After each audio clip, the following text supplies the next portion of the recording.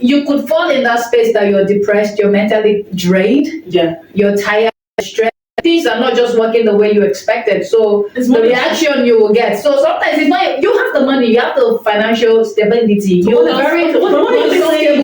You're very you understand? You're very much comfortable as a rich woman, but you're still trying to find yourself. So that's why I'm saying something that if you don't love yourself genuinely, that's when you'll be that's when you'll be struggling. Mental issues. So as a result of whatever trauma they've been through, there is this mental aspect of they are pressured, so they want to project that. So I think that's the place where intentionality comes in. You are intentional about everything, so you just take it upon yourself that whatever circumstances that is open around me, I want to let it affect what's inside.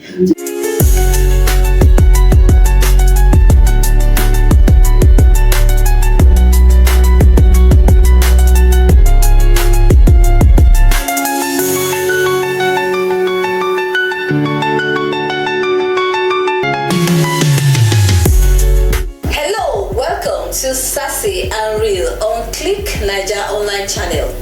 On this show, we speak the truth, drop the masks on issues affecting us as women. I'm your host for Lashade Akinola, and I've got the ladies here with me. I am not alone. I am Asma Usani. Thanks for joining us. Thank you. Alright, so today our topic of discourse is in form of a question. Being single by choice, is it a status or life's curveball? We are not alone today. We have such an amazing personality here joining us on the show today. She's not just successful, she's self-defined. We are joined by Miss Yejide Eson, a legal practitioner with 12 years experience in family law and commercial litigation. A committed child rights advocate, Ms. Eson badged her law degree from the University of Birmingham before qualifying at the Nigerian Law School, Abuja. Welcome to Sassy and Real. Thank you. Thank you, everyone. Oh God, that's a mouthful. Your achievement. Thank you. That's a very heavy profile. Yes. Okay, now you've heard our topic. Our topic is being single by choice. Is it a status or is it life's curveball?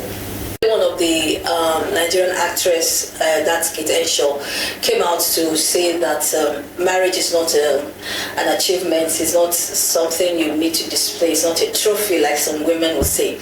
While we have some women who believe that marriage is like a trophy, they like to, it's something like an achievement, the decision to be single.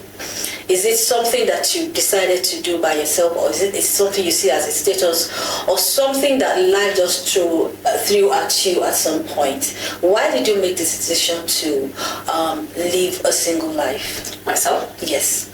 Oh, well, I'd always been very self-driven, about life. And shout out to my father. It's my dad that is the drive behind such thoughts. I come from a family whereby there's no pressure as to whether you're getting married, whether you're bringing a man home. There was no, emphasis on that. And when I mean my family, I mean not just my father, even my larger family. There's so many of my aunties that they've been married before, they're back. Being there, done that, man, it's not worth it. Okay. And so what the main focus was growing up for me was focusing on actualizing my dreams. So my father was more focused on stuff like that. Your education, what are you going to achieve? How have you, I'm now in my early 40s. And the mothers, they're always very, when are you going to get married? My father calls me. Like, don't ask her that one, please. Okay, that is girl. It's got get you. Please go and look forward to yourself. Give yourself a milestone what you want to achieve in the next decade.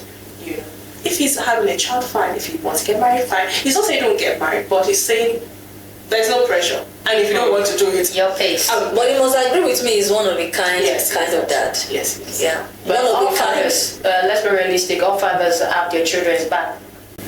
On their decision. Come what may, you know. You're my child. No, there are some fathers that will say, go and get married. Well, even at 15, they're already prepping the girl to go and marry. I said at 15. Yes, that's child abuse, you know. Just prepping the child to get ready for marriage. My dad just started asking me, like, when are you getting married? When I got to a certain age, in my 30s. My dad is the kind of person that will drive it for to achieve what you want to achieve.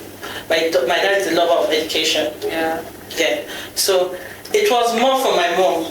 Yeah. Why? I was going to say mothers. Yeah. Why? Because of the societal pressure. Like, your mates are getting married. This is getting married. When are you getting married? I've never seen you with a man before. It's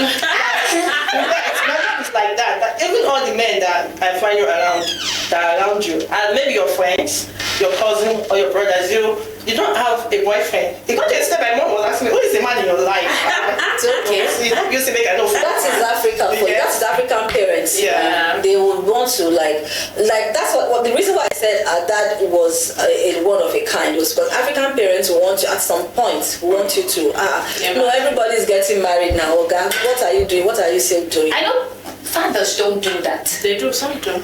A lot of times, it's always the mothers. They push the mothers. The pressure on the girl child. Why?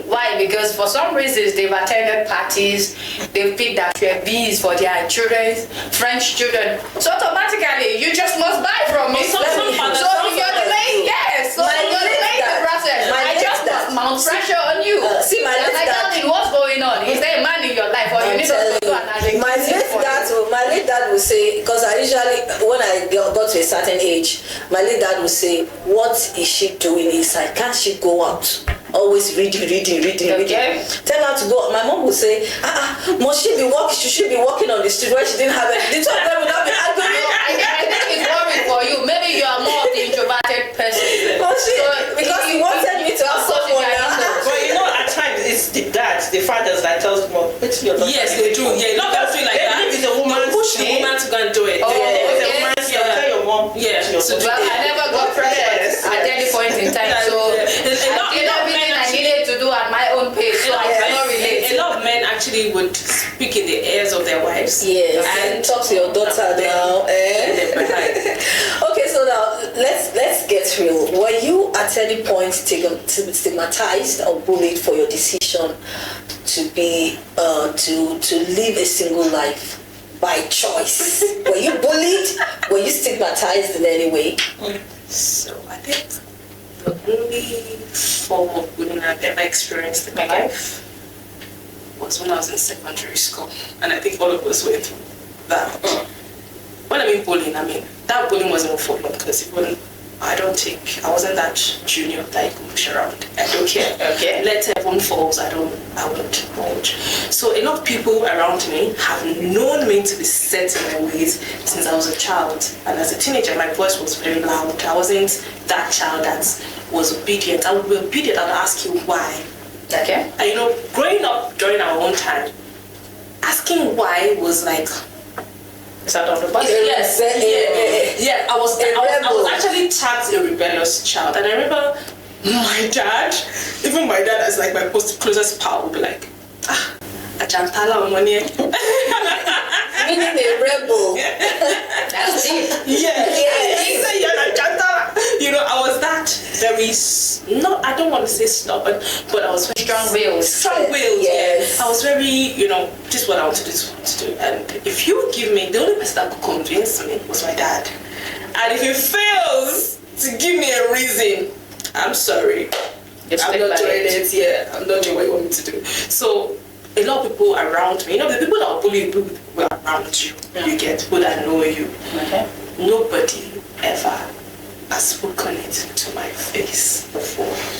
I've never, and I'm not shy about it. I'm not I don't feel like, oh, I got conquered by the world. So you're always open about getting married. Can I ask you something? Yeah. Okay, you can't just wake up one day and then decide that you just want to be single. Let's say probably for the rest of your life, or just maybe you might change your mind, right? Yeah. Because you never can tell. But my question is this: what's the history? Why did you choose that life? Now, don't get me wrong, I know that being single can be a choice, but sometimes it's often life's curveball, meaning that you're a victim of circumstance. It's not like you wanted to settle to be single, but you find yourself being disappointed, the hurt, the past trauma. So what's the story for you? Is it as a result of trauma, or is it as a result of failed relationships from siblings or aunts or uncles, and you just tell yourself, you know what, I don't want to venture into this, I don't want to experience the same thing you've experienced. So what's the history? So, like I said, I've always been strong-willed. I like my freedom. I've always been that child. Today, as I'm sitting here, I can tell tomorrow that for the next 2 years I'm doing nothing. And I'm not joking when I mean nothing in terms of work. And I'm not going to do the work. I'm not going to do anything. And I can wake up the next 2 years, I'm like, okay, I've not worked for 2 years. I want to do the work of 2 years in 6 months. I'll do it. Okay. Yes, I'm that kind of person. So being single, let me take you back. When I had my child, when I was going to have my child, and I got pregnant, I called one of my best friends, Yowande, and like, hey babe, I was 27, so in 6th grade, 27. Okay. I'm like, hey babe, and okay, so to mention, I had my first degree in University of Ibadan, okay, classical studies, faculty of arts. So I called her and said, babe, I'm pregnant. She's like, what do you want to do? I'm like, I don't know, what do you think? She's like, you don't look who was married before. Better have this child and let's all move on. That was what she said. And I'm like, oh, okay. That sounds like a brilliant idea. So it wasn't like maybe I fell into it by circumstance, you get it. It has always been in my subconscious that I'd always wanted to be not single. I'd always wanted to just be by myself. I don't want to be tied to one man. Mind you, I keep saying this to people. I'm going to marry in one of my 50s, my late 40s into 50s. And the kind of marriage I'm going to have is not going to be conventional one. Yeah, no, go to your house, I'll stay in my house. Wait, if I want to see, I'll come to your house, spend 2 days. Oh, okay, that's an open marriage. Yeah. Open marriage. Like the Oprah Winfrey kind If of. I want to see you, I'll come to your house. Want me, you can come to my house, but that we not have a particular house and stay together. No, I don't think I want to do that. Okay. So what you're saying is not as if it's part of maybe experience or past. It's just personally, no trauma. I don't think it's just a choice. So again, growing up in the early 90s, the society was still pretty, very, conservative. And it's still conservative now. Can I imagine how it was in the early 90s? I saw, women could not do much. I questioned, because then if you notice, then we had very few female lawyers, very few female doctors. That was professionals. Yeah, people were just now upcoming. What we had was our mothers were teachers, nurses, and seamstresses. That was it. Those are all housewife works, kind of job. Mm-hmm. So I said, no. I wanted to be more than this. I was a loud mouth in my class. I was still telling my friend the other day that I almost got beaten up with my classmates. I was very active. I was a leader from childhood. So I questioned as a child of 7, when they give us debates, boys are better than girls. I'm sure we all know that debate. I used to question it. Why are we having such conversation? How can Back then, if you remember, if you want to choose a class captain, the class captain would have to be a boy. I used to challenge it as a 6-year-old. I said, why? Why is he the one? But it's me that's always doing all the work. It's me that's helping you pack the books as a teacher in the class. Why is it him that you're choosing? So I was that child. I was not that child that was fall in line. I'll ask you why you fall in line. Then you tell me, well, I said, okay, let's fall in line. And I don't break rules. I don't break rules. So if somebody breaks the rule, I'll question, why is he breaking the rule, and is excused of that behavior. So I'd always be like, no, I don't think I want to sit around the rules the society has set. I would create my own ecosystem by myself. Well, that's beautiful. Try within my ecosystem. That's beautiful. You like to have your own freedom, so you made up your mind that this, I'm not going to be confined to these societal. Okay, now let's talk about some things that people feel is the benefit of marriage, and that's companionship.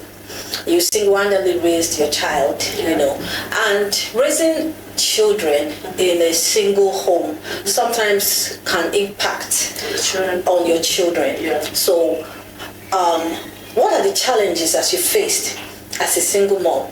You know, because sometimes you need your companion. Sometimes children need that father figure to contribute to their growth. You know, especially girls, they need that to have that feel of a father.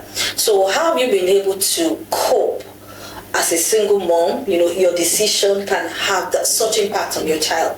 So how have you been able to cope for the benefits of some of our audience? Before she answers that, let me just add this to it. So you're a single mom, right? Yeah. But the question will be, okay, whoever the father of your child is he involved in your child's life, or you do it 100% unassisted? Does he know that he has a child with you? Yeah. Okay, that's a bit personal, though. I'm sorry. I just needed to clear the air so that we can know where we are headed. Well, I'm quite used to journalists asking personal questions, and I will choose to answer or not. Anyway, so I was with my cousin yesterday, and we're talking about AI pictures. Okay. You know how they create AI videos? You can sit and the AI will just quickly run and go and hug somebody. You know those? And I said to my cousin, he's like, oh, it's so perfect. I said, then that's not life. Okay. Perfection is not life. Art, in appreciating art, lies its imperfection. Yes. That's a beautiful work of art. Yes. That's one mistake made. I'm like, okay, we can leave it like this. It's very good. That's the beauty. That's the beauty of it. So when it comes to raising children that are from families that their parents, now, you know, there are different kinds of single parents. There's the one that the child is used to the fact that daddy has not been there or mommy has not been there. Okay. Those kind of children, they are very whole, actually. There's no back and forth. Then there's another one, daddy was with us, then mommy, we moved away. Now that is a traumatic experience. Okay. Growing up for my own child, she just was aware that, oh, daddy lives in London, and that was it. So it was just okay, when we travel, she sees her dad's siblings, you know, it was like, so it was later, I remember she was having a conversation with her classmates, and I was like, oh, where's your dad? I was like, my dad is abroad. Then the other one, I said, my mommy and my daddy have moved out of the house. You know, she was shocked. Okay. She could not process it, so she came and said, this case, what does that mean? That was when I knew that there's a difference. She didn't understand that. She was just 5. She was very naive. But meanwhile, there was this other 5-year-old that I didn't knew that my daddy and my mommy have left each other. It was, yeah, I felt very bad, you know, for it. So, children raised by parents that never got married, the children understand boundaries and situations. Like, oh, this is our situation. Meanwhile, children coming from families that separated cannot quickly get their heads around it. It's disheveling for them. Yes. Like, what exactly are we in? So for me, I feel it depends on the structure. So the 2-year-old, that one did not even No. Just to you understand? So, but guess what? Yeah, they are today surviving and living life. I know you say it depends on kind of separation, maybe being single, being married before and being single and not ever been married. But there are some children that still go through this trauma in schools. You know, these days, you get a child saying, my classmate asked me of my daddy. Where is my daddy?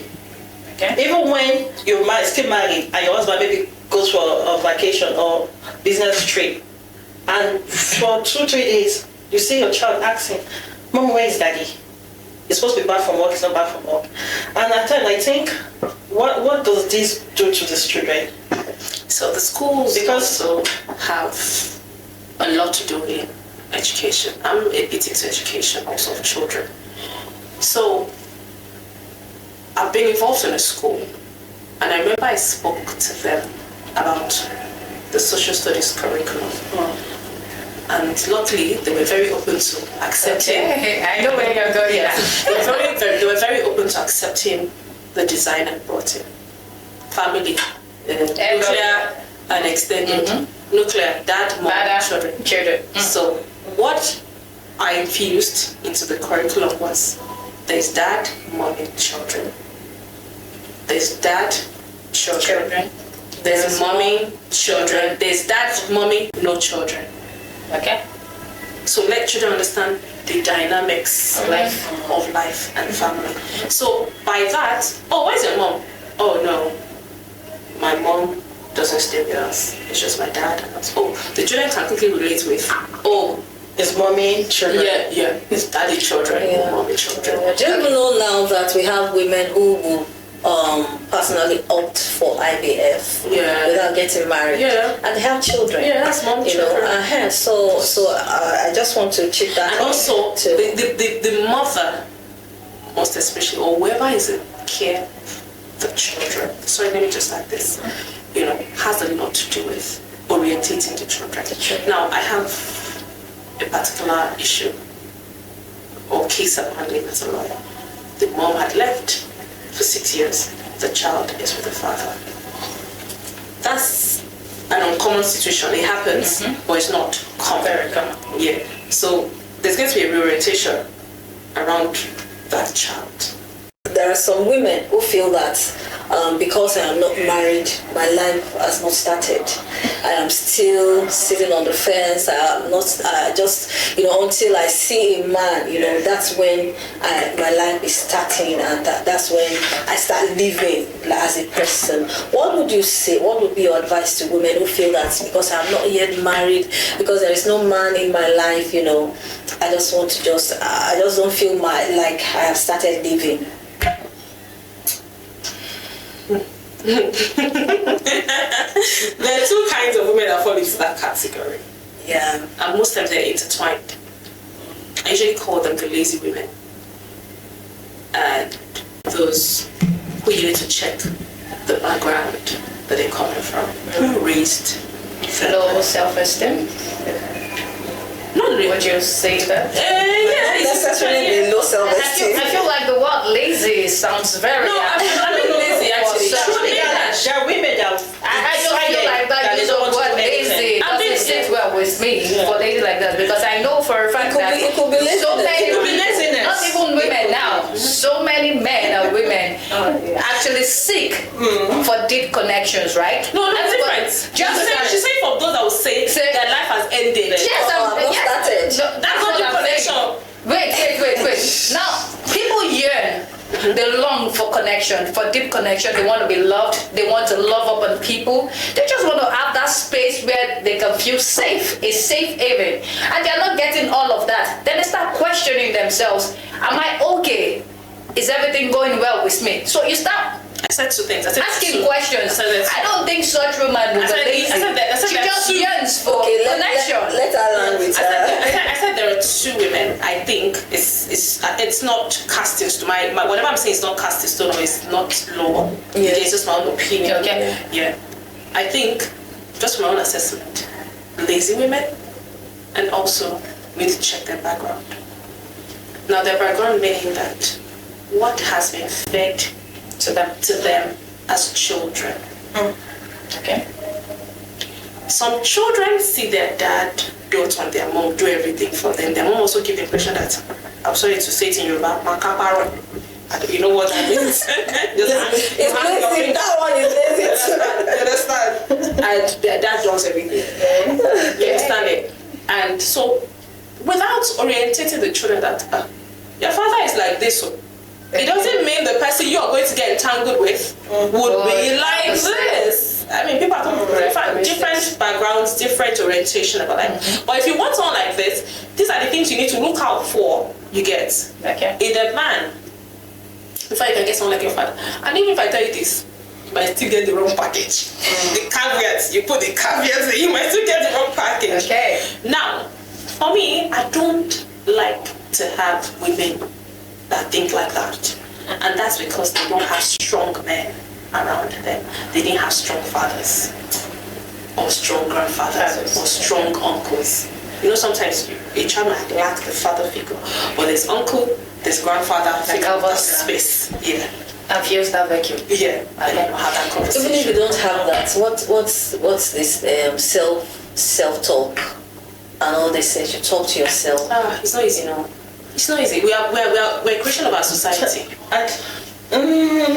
Me, I think I'm the kind of person that I don't allow the society game. So, because I grew up in an environment where my peer groups got married at the age of 25. Likewise, me. Everybody married, you know what, married. And I was kind of person that was like, I was one that liked to be around guys, around boys. Understand? So everybody looks at me like that spoiled child. Like I like life so much. But no, that's not it. I'm kind of person, my mom, growing up, she always say, men, no bien. You understand? As a woman, you have to fight to have your own. Yes. And I grew up in a family that I have elderly brothers, cousins that grew up, and I see how they relate with guys, how they fight in relationships.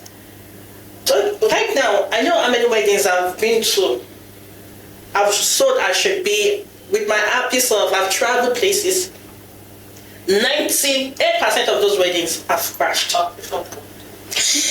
telling you. So I'm just saying. The reaction you gave before comes. I would say I love being single, but I'm afraid of being who I am not. So let me say something. When I say background also, growing up for me, my dad made sure I washed cars. Likewise. And that's what people say I'm very manly. I was one that used to service the generator. I'll change battery from car to car. I'll change my tires.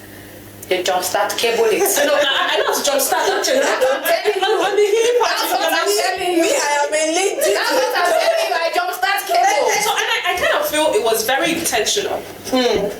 It was because those are things women need from men. All right.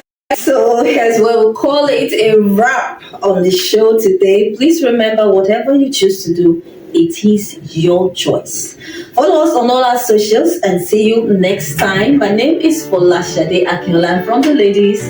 Bye. Bye. Thank you so much, guys. Thank you for coming. Thank you for showing up on Sassy and Real. Ciao.